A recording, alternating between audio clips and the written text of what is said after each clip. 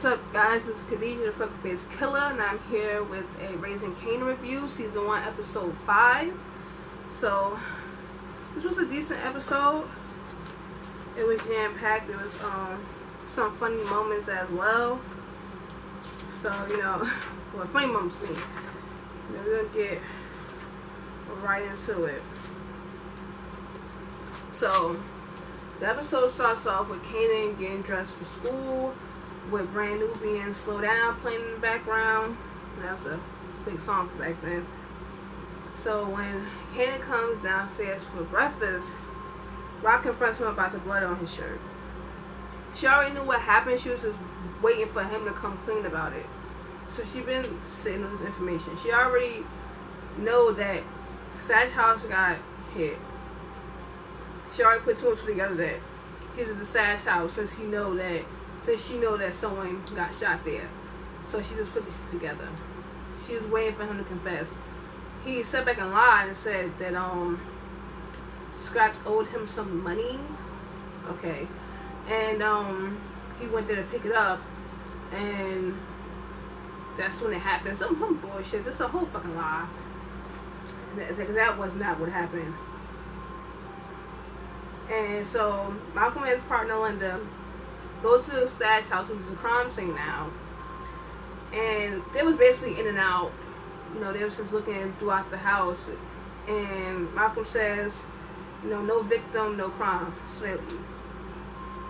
Rock meets with her brothers they are at her house, and so Rock says, you told me the story, but you left out the part that Kanan was there when the Stash house got hit.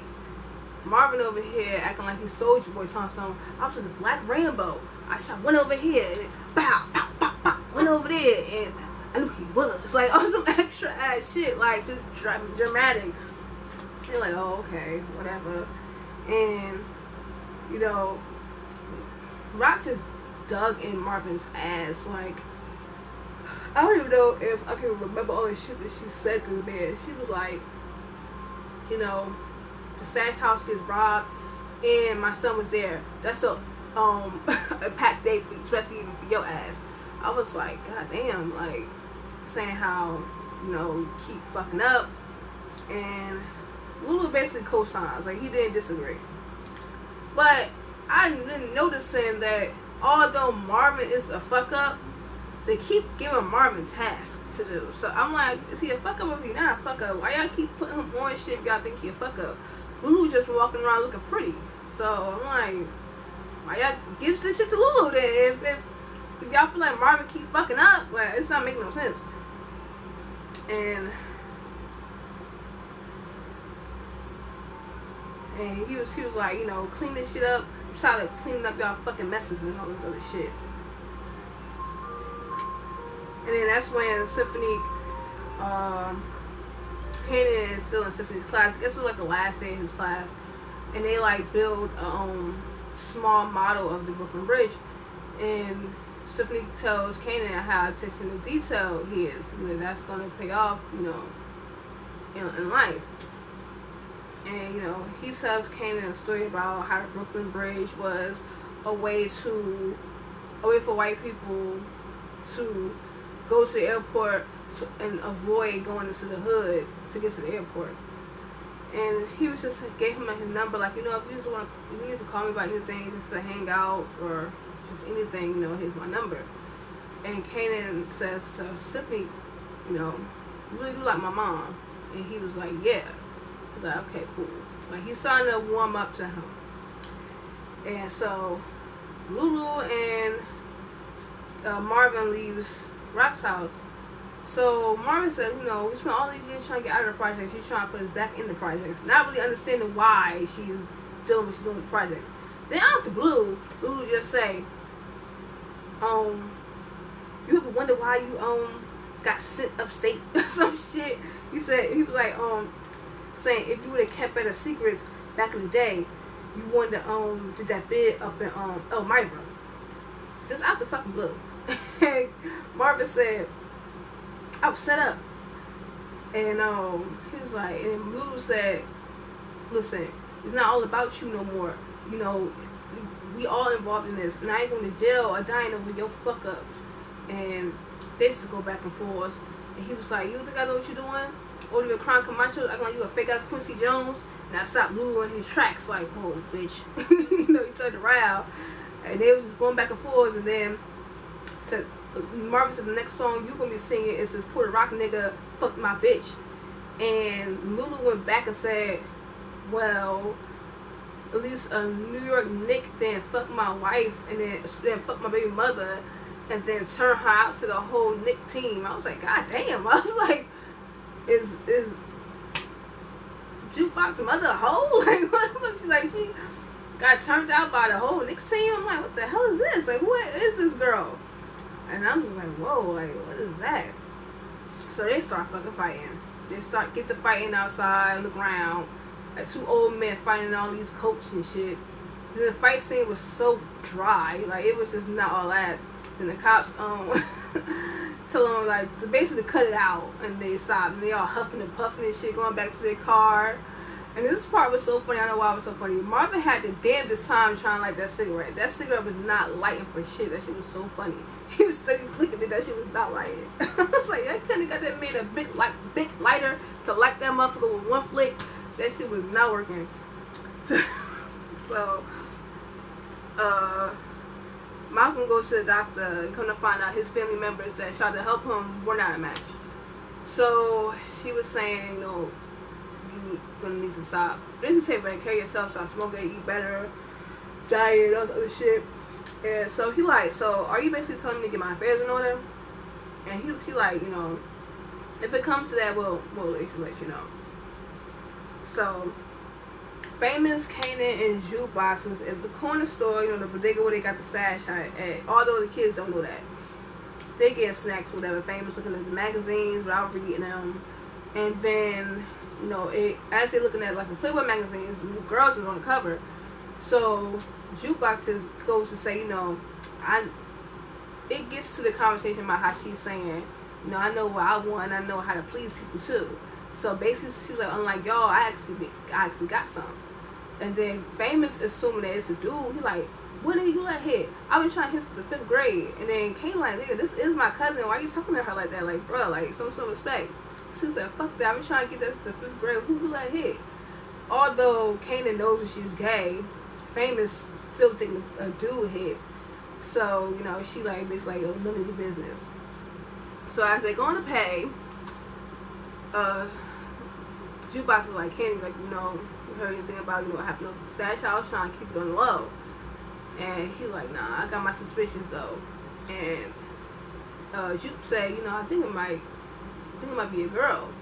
You know, and so fans pop out nowhere like, yo, did she just call Davina a snitch? So Kanan's looking mad, like he just storms off. And he's like, yo, why the fuck you so loud? Like, what are you talking about? You know, she just called Davina a snitch. And then so that perked up the chick that was behind the counter, the owner's wife. You know, she listening. You know, she don't say much, but she be listening to everything. So that's probably going to be something that come back. And so they all storm out of the fucking corner store. So Kanan and Jukebox, they going back and forth about how like they hold on. Yeah, so they basically like going back and forth about, you know, family business and family shit. She's like, you know, this is family stuff. And she's like, why would you think Scrap did that? Scrap's practically family. And she's like, don't tell me about my family. And she's like, we're family. And she like, it's a whole bunch of secrets in this family she don't know about neither. You know, basically Lou implied this shit about with D-Wiz, and there's a whole bunch of shit that's going on in that family that he don't know about. That neither one of them probably know about. And then she like shoves him. She say, you know, I ain't fucking scared of you and all this other shit. Shoves him and walks the hell off. Walk off fast as hell. And the fans comes like, yo, where you going? Kanan, I don't know and I don't care. He's like, alright, y'all beefing. So he just runs off. He runs after her and basically was like, you know, fuck all Kanan, get out your feelings, you know, come with me to the studio. I know you want to. So, you know, he convinces her to come to the studio, so they go. So, Rock is in the project snatching up people's apartment and whipping their ass in the process, whipping their ass and paying them off. And Marvin says, and tells Marvin to help these motherfuckers pack. After he done whooped this man ass for talking shit about trying to steal his house where he live at, and then Rock pays him off, and then she tells Marvin to help his ass pack, and Marvin is like, no, like, I'm not trying to do that. And remember, like I said last week on last week's episode, the reason why she wants to use she wants the 2 apartments, one at the top and one at the bottom, to funnel to like be an escape route. Yeah, apartments in the project. Yeah. And she's trying to get one stack on top together. She wants 2 units in housing projects. She wants one on top of each other. Now, I think I've seen that in another movie or another show. It's a reason why they do that. It's basically I think to use it as like a funnel. And you can use it to get from one place to the next one. What they're going to probably want to be doing is either doing fire escape to get from one place to the next place, or doing something like digging into some shit and being able to get from top to bottom, like in case cops or whatever. That's probably what it's going to want. That's probably why she would want to overtop each other. I don't know why. See that from this price. Yep, and that's exactly why she won't want over top of each other. She wants to be able to get from one to the next without a problem. So if they shoot drugs, money, or whatever, probably they themselves from top to bottom. That's why she wants one right over top of each other, just like I figured in that from last week.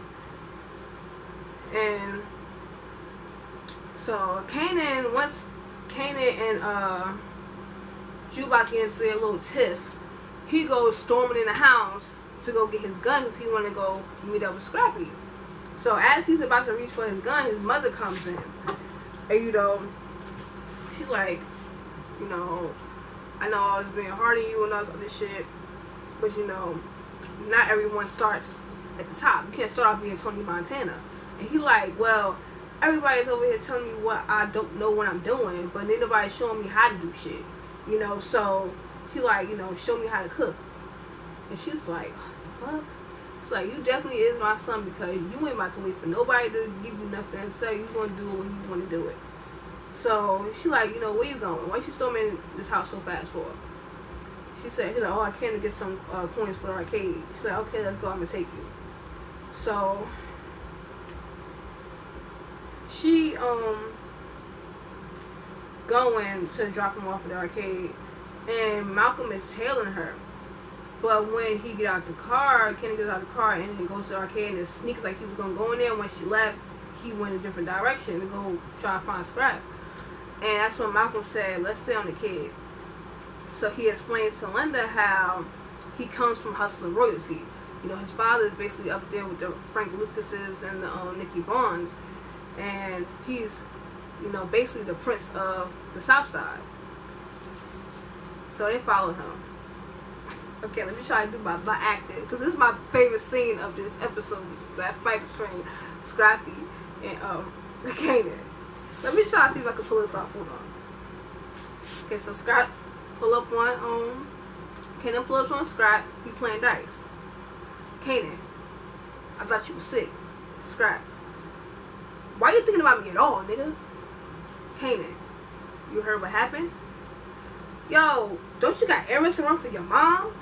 Pick up a quart of milk and some cools from the corner, nigga. Kanan goes to grab this Scrap. You out your fucking mind? Put your hands on me? Kanan, the Sash house ain't get hit by itself. Somebody inside the crew was talking. Your ass wasn't there the day we got hit. Wonder why. Scrap, I swear if you wasn't Rock's kid, I'll fuck you up for even thinking some shit like that. Yo snake ass, you a snake ass nigga. Your mama know that better than anyone. If this was coming from Rock, I'd be tore up already. So I know she ain't sent your punk ass on me. Kanan. Nigga, this ain't even got nothing to do with Rock. I got my own eyes and ears. Scrap. You need to get your little ass back to after school class or home or whatever the fuck, cause you a boy playing in the man's world. This must have set Kanan off, cause Kanan went to go jab at Scrap. Scrap dipped the fuck out of that jab. Oh my god, that nigga hit all air, because when he threw that punch, Scrap saw that shit coming and dipped it. Scrap commits to whooping his ass, and I think Scrap let Kanan get like a few hits off, cause when after he punched him and some blood was on his mouth, that's when like Scrap was kind of like letting him come close and get a few hits off, and then Scrap kind of whipped his ass. That shit was funny, because when he threw that punch, Scrap was like, you know I'm waiting for this, right? Like, he waited to whip his ass. That shit was funny. That whole part for some reason was funny to me. Oh my god, I like that scene. So once they get to the precinct, he's still trying to ask Kanan all these questions. Malcolm, he like, I ain't said nothing until my guardian get here, or whatever. So he basically asking him like, talking shit to Kanan, like, you know me, your mom, you know, we go way back, you know, she ain't tell you, like trying to be funny and shit. And he like, we don't talk about cops. So, you know, he asked him how old he was, and he told him when he was born. He was like, oh, I thought you was older. And then Kanan's like, nigga, like, why? Like, you thinking about me? So Symphony show up. He was like, who are you? He's like, I'm here to pick up Kanan. So are you his guardian? I'm like, no, but I'm family friends. Family friends, not guardian. Then, you know, them two start going back and forth. They're trying to, like, you know how cops are dicks and shit. And then, you know, Symphony is just seeing right through that shit. Like, you got the right one. You know, I'm not as dumb as the rest of these motherfuckers. So, try me if you want. So, I really like that, how Symphony was definitely, like, getting that Malcolm ass. Like, bruh, I got it if you want it. You know, so, him and Kanan leave. And Scrap was just looking like, I don't know why he was looking so strongly at Symphony and Kanan when they left out. Like, but you thought somebody was gonna come and bail your ass out too? Like, I don't know what, or not bail, come pick you up too. Your ass grown. So, Famous is in the studio rapping, you know, getting his shit off. You know, it was a decent little rap. It's like they all there. It was a full house. It was Famous, Crown Camacho, the producer, Jukebox, Jessica, and Lulu. So they all up in there. Famous in the studio doing his thing. And so producer expresses to Crown how, you know, he ain't been paid in a few weeks. So Crown like, how the fuck you gonna be talking, saying family house shit around company? He like, I don't give a fuck. She don't want my money. Shit, my baby mother want her money. She on my ass about money. So here come Lulu. You know, how much, you know. So he basically pays him off and shit. And he like, so, and Lulu like, yeah, you know, the producers actually like, producer said, so you want to pay the bills now? So Crown like, yeah, you know, he's helping me out or some bullshit.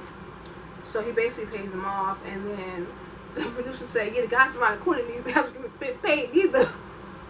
And Crown like, nigga, worry about yourself. I was like, damn, Crown, what the fuck you running over there? Sweatshop? Ain't nobody getting paid. What the fuck? You running around in these fucking silky ass shirts and them Versace shades and shit. Or maybe if those Versace, I don't know. Looking all glittery and shit. And then, you know, we got Jessica. Come on, baby, let's let Crown do his thing. I'm like, he just gave her this look like, just waiting till they dead your ass. Like, just, like, her annoying ass. So, give him the money, and Lulu tells Crown, Jukebox singing on the song. He's like, look, I'm looking for professional singers. And then he goes on this whole story about how she got her name Jukebox. So she sings on the song, and when she starts singing, everybody enjoys it. Like, everybody was amazed. Like, Famous just looking at her like, oh my god, yes, yes, yes. So Rock pulls up on Scrap. Scrap is walking down the street, and he sees her in the corner of the house, so he starts walking fast ahead. So she basically cuts him off, and so before she can even say nothing, yo, like, I had to do it, you know, I got a reputation out here in these streets, you know, I had to do what I had to do. She's like, get in the car. Like, so after that, the scene goes off. So Jukebox is at Nicole's house, You know, they kissing and all that, they kissing and listening to the song she just made. They're going back and forth about white people getting spaghetti and black people spaghetti and whatnot. So, Jukebox is basically on top of her, kissing her. So the mom busts into her room, like how she been doing every time they showed Nicole Howard. The mom kept busting into the room. Mind you, they're teenagers, and this is typical in a household with teenagers. Parents will bust the fucking in. I think they do that shit on purpose. For one, she is 2 girls, so she's probably not expecting that they're kissing and doing nothing crazy. She's just probably expecting they just talking, chilling, listening to music, vibing. She probably assuming that they're not doing nothing sexual because it's not a boy and a girl, it's 2 girls. So, you know, she's assuming that she don't think that her daughter's gay. She don't even know. So she don't look at Jukebox as her girlfriend. She just, I guess she was introduced to her as a friend. So she's assuming there's 2 girls, they're friends. But so when she walking on her kissing, she was on top of Nicole. So she's like, get out for her. You a parasite. And all this other shit. And I think I let you in my house. And I think I liked you. And then she started yelling for her husband to come upstairs. And then they both crying and shit. Jukebox scared to death. Nicole like, no, mom, she was kissing me. And the father's like, what the fuck happened? And the mom like, they were kissing. And he like, what? Like, what the fuck? Like, so Juke leaves. Nicole is still shaking. She's like, come back here. And I'm going to call the cops for rape. And all this other shit. And I'm like, wow. So Jukebox. Now I'm going to be honest with you. This scene I did not like. Jukebox, I understand you be crying and you be like this and shit. I thought Jukebox was going to throw up. I'm like, why she all... I was like, okay. I get your acting. I didn't necessarily like that particular scene from her too much, but it is what it is. She was crying, she was shook up, she was distraught, she was sad, you know, she was, now that make people not want to be gay, want to be out and gay, you know, that's the type of shit that make people want to kill themselves, and making people never want to express that they're gay and just hide that shit, you know. And then she looks up into the house, and it's a nice house. Look up and see Nicole looking out the window. The mom closed the curtain, looking all scary and shit. And the Jukebox walks away. Yeah, so this is like the episode is basically winding down. So all of these scenes is basically kind of like skipping and going back and forth between each other. So, Scrappy... Oh no. Rock shows Kanan how to cook. And she says, you know, I'm only showing you this because, you know, I want to make sure you're able to take care of yourself if I'm not here. And I don't know if Kanan thinks that his mom is indestructible. He was like, you know, nothing will happen to you. She's like, well, in this business, you never know. And then he had this look on his face of concern. I'm just like, nigga, you know this bitch sells drugs, right? Like, you dead in jail. Like, it's not a whole bunch of people that survive, you know. So I was just like, okay. And so she started teaching her how to cook, and she was like, this is the #1 violation. You know, you never cook when you lay, but we're just making a small batch just to show them. So then it skips this scene where Scrappy goes to meet up with Unique. And he like, you know, why you jump ship on Rock? He like, fuck Rock. Bust my ass over there for 5 years. And then Kanan comes, cut me in line. Fuck that. So it's like, okay. Making up a whole lie. I can tell this is some orchestrated shit by him and Rock. Probably put this shit together so that he could be on the inside and see what's going on. We'll see what Rock is going to be doing. We'll see what Unique is going to be doing. But I think it might backfire and Scrap might get killed in the process. You know, he going deep undercover and shit like that. So then what's going to happen is they're going to find someone going to see him talking to Rock, Marvin, or Lulu, or one of them, and one of the Unique people going to see him talking to the other side and go back to the Unique, and then it's going to be an issue. I can already see that happening. You know, if that don't happen and they can successfully pull this off, then cool, they got it. But for some reason, I think it might be a part where, you know, it might be something. I don't know. And then so, they're showing, and Unique lets him in. Unique gives him a pound and everything, and let him into the crew or whatever. So the only thing is, I don't want it's like, okay, cool. You know how sometimes people go undercover?